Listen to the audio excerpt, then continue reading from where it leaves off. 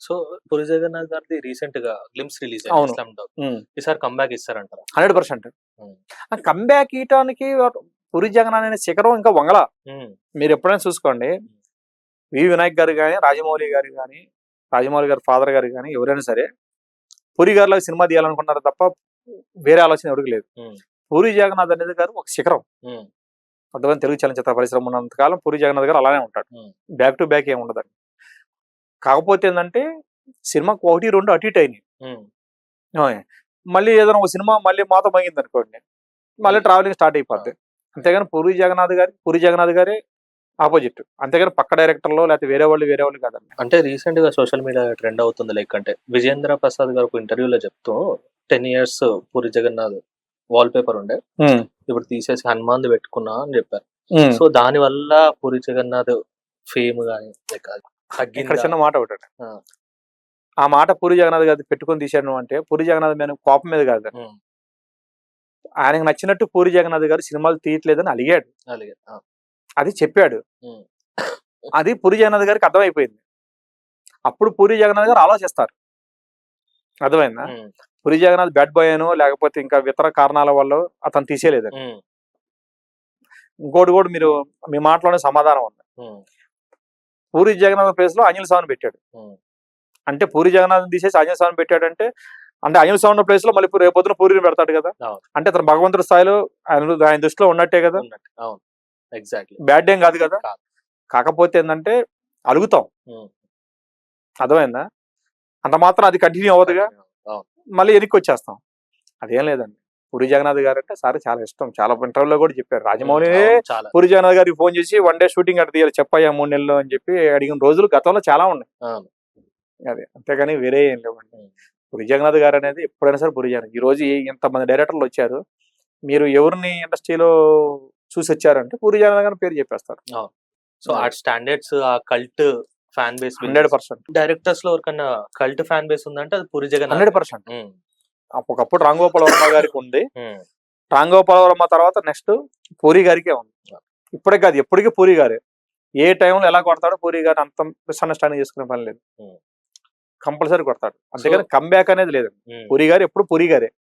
'రామ్ గోపాల్ వర్మ' గారి కమ్‌బ్యాక్ ఎప్పుడు చూడొచ్చు? ఇక రామ్ గోపాల్ వర్మ గారి కమ్‌బ్యాక్ అంటే ఇప్పుడున్న పరిస్థితుల్లో కష్టం అండి. కష్టమంటారా? 100% కష్టం. అంటే ఈ ఇప్పుడున్న ప్లానింగ్స్ దాంట్లో ఏం లేవంటారా సినిమా? ప్లానింగ్స్ అని కాదులే గాని ఆయనే పట్టించుకోవట్లేదు. ఓకే. ఓకేనా. ఆయన వస్తే ఇచ్చేవాళ్ళు చాలా మంది ఉన్నారు. హ్మ్. కానీ ఇప్పుడున్న కుర్ర బ్యాచ్‌లో అంత ఫైట్ ఎందుకులే అని ప్రశాంతంగా ఉన్నారు ఆయన. రిలాక్స్‌గున్నా. నంబర్ 1 డైరెక్టర్ కదండీ. రామ్ హ్మ్. గోపాల్ వర్మ అంటే ఏంది? తెలుగు చలనచిత్ర పరిషత్ దర్శకులనే సెకండ్ ఆయన జనరేషన్ కళ్ళి డైరెక్టర్. మలుపుకున్న చరిత్ర అవును. రామ్ గోపాల్ వర్మ గారిది. హ్మ్. 'శివ' సినిమా కాడి నుంచి గాని ఎన్ని సినిమాలండి. రామ్ గోపాల్ వర్మ బాలీవుడ్‌లో అమితాబ్ బచ్చన్‌గా డైరెక్షన్ చేసి వచ్చిన అతను.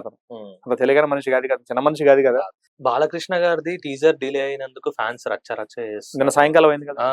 సో దీని గురించి ఏం చెప్తారు అంటే? మల్లేని గోపి గారు. అంటే ఇష్టం వచ్చినట్టు డైరెక్టర్‌ని తిడుతున్నారు. బ్యానర్‌ని తిడుతున్నారు. సార్ ఇయన్నీ వేస్ట్ మాటలు. హ్మ్. సినిమా స్టార్ట్ అయింది కొద్ది రోజులే అవుతుంది. హ్మ్. ఓకేనా.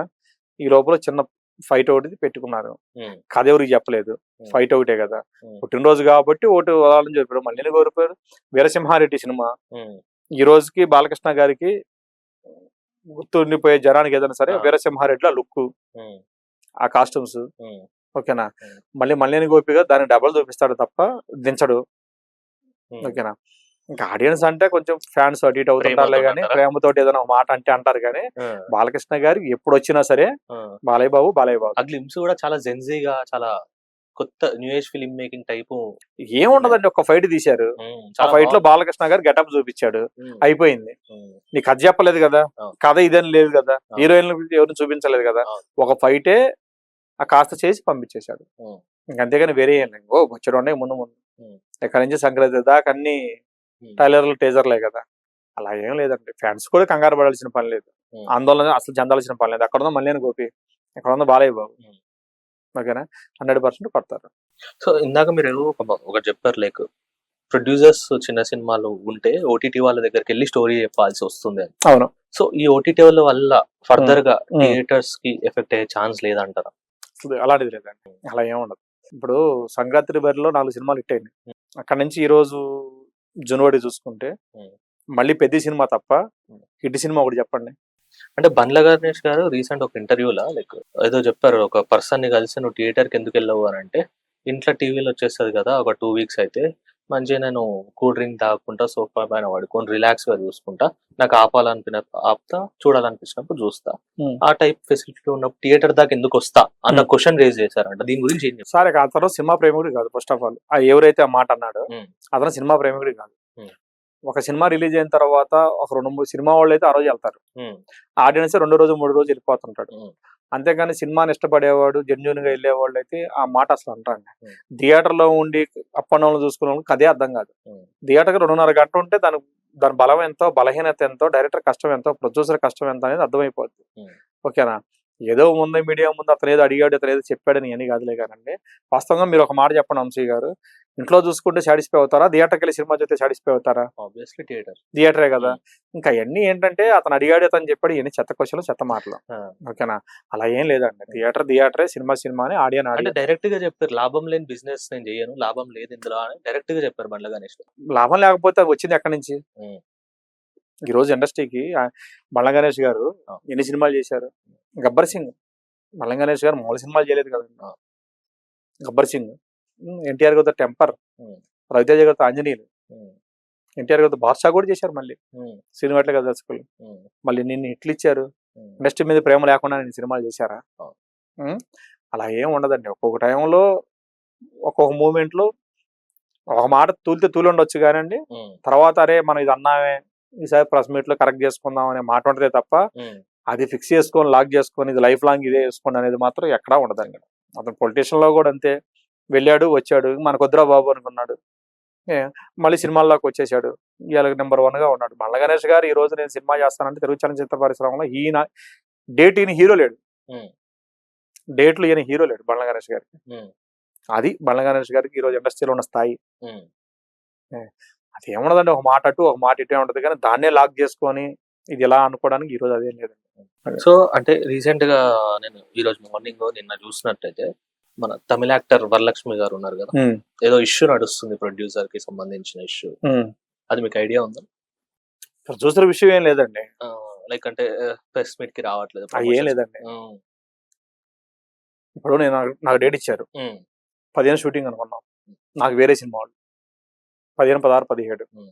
అక్కడ ప్రొడ్యూసర్ భారీ బడ్జెట్‌తో సినిమా చేసుకుంటున్నారు. హ్మ్. నాకు ఆ డేట్‌లో నేనెళ్తేనే మిగతా ఆర్టిస్టులతోటి కాంబినేషన్‌తోటి నా సినిమా అయిపోతుంది. హ్మ్.